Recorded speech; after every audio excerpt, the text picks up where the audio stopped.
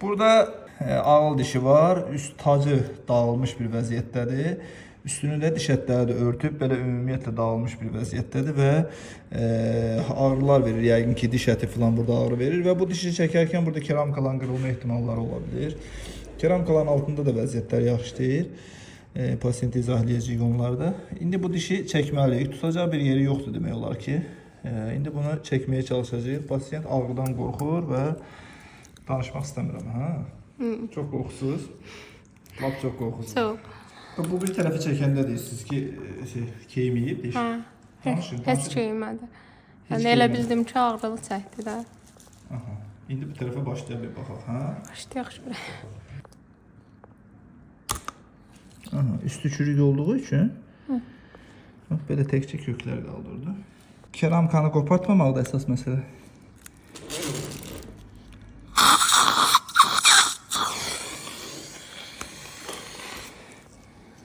Diş gəldi.